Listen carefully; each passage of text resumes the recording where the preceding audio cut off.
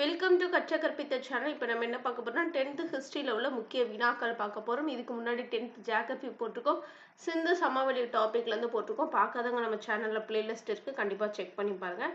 இப்போ முதல் கேள்வி என்னன்னு பார்த்தீங்கன்னா, நவீன வங்காள உரைநடையின் முன்னோடி யார்? நவீன வங்காள உரைநடையின் முன்னோடி யார்? இதுக்கு நீங்கள் எத்தனை மதிப்பெண்கள், 20 கேள்விக்கு எத்தனை மதிப்பெண்கள் எடுக்கிறீங்க அப்படின்றத கமெண்ட் பாக்ஸில் கமெண்ட் பண்ணுங்கள். இது உங்களுக்கு பயனுள்ளதாக இருந்துச்சு அப்படின்னா அந்த வீடியோக்கு ஒரு லைக் கொடுத்துருங்க. நவீன வங்காள உரைநடையின் முன்னோடியார் ஈஸ்வர சந்திர வித்யாசாகர். நவீன வங்காள உரைநடையின் முன்னோடியார் ஈஸ்வர சந்திர வித்யாசாகர். இரண்டாவது கேள்வி, ஆரிய சமாஜத்தின் முக்கிய குறிக்கோள். ஆரிய சமாஜத்தின் முக்கிய குறிக்கோள் மதமாற்றமா, இல்ல சேவையா, இல்ல தன்னாட்சியா, இல்ல எதிர்மத மாற்றமா? இப்போ ஆரிய சமாஜத்தோட முக்கிய குறிக்கோள் என்னவா இருக்கு? எதிர்மத மாற்றம். ஆரிய சமாஜத்தோட முக்கிய குறிக்கோள் என்னவா இருக்கு? எதிர்மத மாற்றம். மூன்றாவது கேள்வி, ஜீவன் என்பதே சிவன் என்று கூறியவர் யார்? ஜீவன் என்பதே சிவன் என்று கூறியவர் யார் அப்படின்னு கேட்டிருக்காங்க. இதற்கான விடை என்னன்னு பார்த்தீங்கன்னா ராமகிருஷ்ண பரமஹம்சர். அப்போ ஜீவன் என்பதே சிவன் என்று கூறியவர் யாரு? ராமகிருஷ்ண பரமஹம்சர். நாம்தாரி இயக்கத்தை உருவாக்கியவர் யார்? மறுபடியும் கேள்வியை சொல்றேன், நாம்தாரி இயக்கத்தை உருவாக்கியவர் யார்? அப்போ நாம்தாரி இயக்கத்தை உருவாக்கியவர் யாரு? பாபா ராம்சிங். நாம்தாரி இயக்கத்தை உருவாக்கியவர் யாரு? பாபா ராம்சிங். அடுத்த கேள்வி, குலாம்கிரி என்ற நூலின் ஆசிரியர் யார்? குலாம்கிரி என்ற நூலின் ஆசிரியர் யார்? இதற்கான விடை என்ன? ஜோதிபா பூலே. இது ரிப்பீட்டட் கொஸ்டின், அதிகமான டைம் டிஎன்பிசியில் கேட்ட கொஸ்டின். குலாம்கிரி என்ற நூலின் ஆசிரியர் ஜோதிபா பூலே. அடுத்த கேள்வி, ஆறாவது கேள்வி, விதவை மறுமண சங்கத்தை ஏற்படுத்தியவர் யார்? எம்.ஜி. ராணடேவா, இல்ல தேவேந்திரநாத் தாகூரா, ஐயன்காளியா, வைகுண்ட சுவாமி? விதவை மறுமண சங்கத்தை ஏற்படுத்தியவர் யார்? இதற்கான விடை எம்.ஜி. ராணடே. அப்போ விதவை மறுமண சங்கம்னா எம்.ஜி. ராணடே. அதே விதவை மறுமண சட்டம் கொண்டு வந்தவர் யாருன்னு பார்த்தா ஈஸ்வர சந்திர வித்யாசாகர். இந்த விதவை மறுமண சட்டத்தை எப்படி சொல்லியிருக்காங்கன்னா மறுமண சீர்திருத்த சட்டம்னு சொல்லலாம். எந்த ஆண்டு கொண்டு வந்தது? 1856. எந்த ஆண்டு? 1856. அப்போ சங்கம், விதவைக்கு மறுமண சங்கம் கொண்டு வந்தவர் எம்.ஜி. ராணடே. அதை சட்டம் கொண்டு வந்தவர் யாரு? ஈஸ்வர் சந்திர வித்யாசாகர். அடுத்து ஏழாவது கேள்வி, நியூ இந்தியா என்ற செய்தித்தாளின் ஆசிரியர் யார்? நியூ இந்தியா என்ற செய்தித்தாளின் ஆசிரியர் யார்? இதற்கான விடை என்னன்னு பார்த்தீங்கன்னா அன்னி பெசன்ட். நியூ இந்தியா என்ற செய்தித்தாளின் ஆசிரியர் அன்னி பெசன்ட்.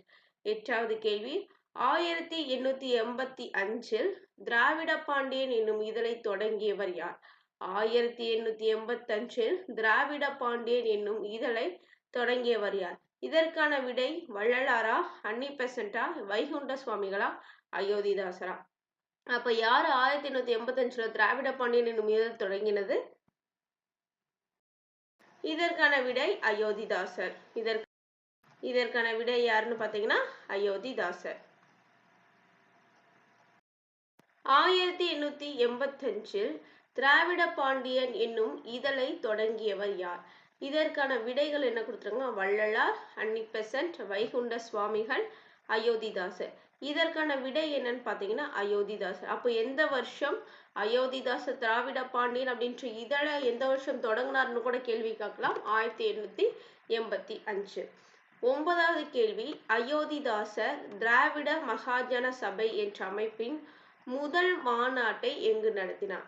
அயோத்திதாசர் திராவிட மகாஜன சபை என்ற அமைப்பின் முதல் மாநாட்டை எங்கு நடத்தினார்? இதற்கான விடை என்னன்னு பார்த்தீங்கன்னா நீலகிரி. அப்போ அயோத்திதாசர் திராவிட மகாஜன சபை அப்படின்ற ஒரு அமைப்பு வச்சிருந்திருக்காரு. அந்த அமைப்போட முதல் மாநாட்டை நீலகிரியில எப்ப தொடங்கியிருக்காரு அப்படின்னு பார்த்தீங்கன்னா 1891 நிறுவியிருக்காரு. எந்த வருஷம்? 1891. அப்போ அயோத்திதாசர் திராவிட மகாஜன சபை அப்படின்ற அமைப்பை ஏற்படுத்துறது யாரு? அயோத்திதாசர். முடிசூடும் பெருமாள் என்ற இயற்பெயர் கொண்டவர் யார்?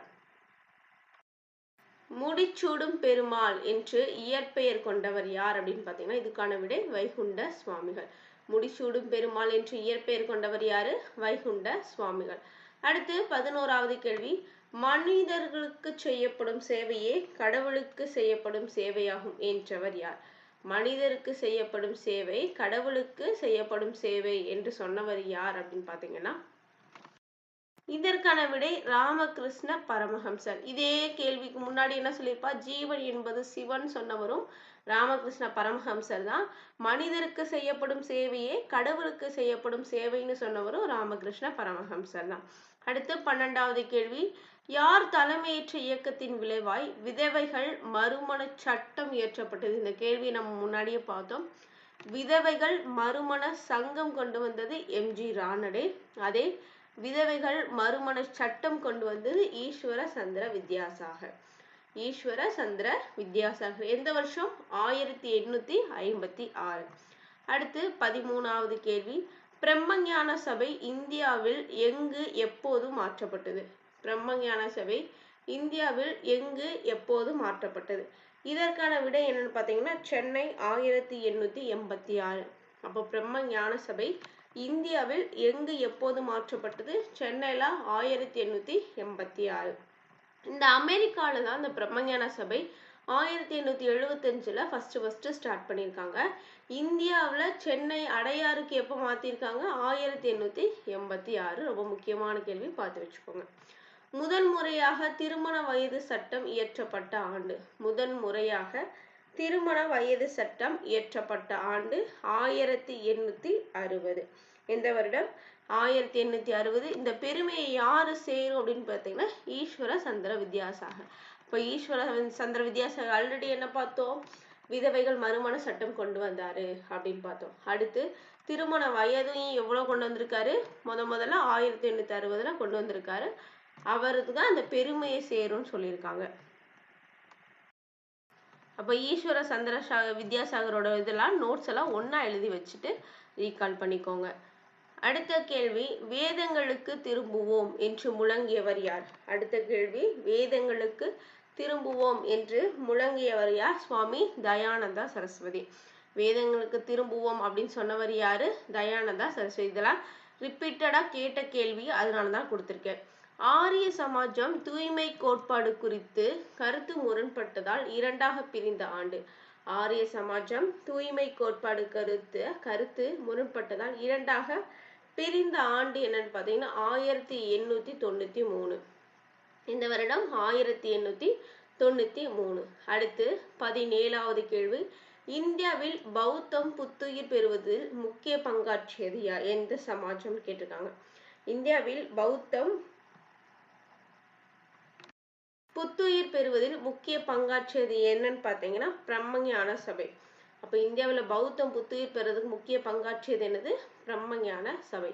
அடுத்து 18வது கேள்வி, 1893 இங்கு நடைபெற்ற உலக சமய மாநாட்டில் இந்து சமய பற்றியும் பக்தி மார்க்க தத்துவம் குறித்தும் விவேகானந்தர் ஆற்றிய சொற்பொழிவு பெரும் புகழ் சேர்த்தது. எந்த இடம்னு கேட்டிருக்காங்க. மெக்சிகோவா, கனடாவா, சிகாகோவா, இல்ல இந்தோனேஷியாவா? இதற்கான நிலை என்னன்னு பாத்தீங்கன்னா சிகாகோ. அப்போ எந்த வருடம்? 1893. எங்க? உலக சமய மாநாட்டுல இந்து சமயத்தை பத்தியும் பக்தி மார்க்க தத்துவத்தை குறித்தும் யாரு பேசியிருக்கா? விவேகானந்தர் பேசின சொற்பொழிவு உலக புகழ் சேர்த்திருக்கு. அது எந்த இடம்னு பாத்தீங்கன்னா சிகாகோல பேசியிருக்காரு. அடுத்து 19வது கேள்வி, ஒடுக்கப்பட்டோருக்கான முதல் பள்ளியை நிறுவியவர் யார்? ஒடுக்கப்பட்டோருக்கான முதல் பள்ளியை நிறுவியவரா? இதற்கான விடை ஜோதிபா பூலே. அப்போ ஒடுக்கப்பட்டோருக்கான முதல் பள்ளியை நிறுவியவர் யாரு? ஜோதிபா பூலே. அடுத்து 20வது கேள்வி, சத்யோத்த பிரகாஷ் என்ற நூலை எழுதியவர் யார்? இதற்கான விடை என்னன்னு பாத்தீங்கன்னா சுவாமி தயானந்த சரஸ்வதி. சத்யோத்த பிரகாஷ் என்ற நூலை எழுதியவர் யார்? சுவாமி தயானந்த சரஸ்வதி. இந்த வீடியோ பிடிச்சிருந்துச்சு அப்படின்னா லைக் பண்ணுங்க, படிக்கிறவங்க ஃப்ரெண்ட்ஸ்க்கு ஷேர் பண்ணுங்க. நம்ம சேனல் இப்பதான் புதுசா பாக்குறீங்க அப்படின்னா சப்ஸ்கிரைப் பண்ணிக்கோங்க. நன்றி.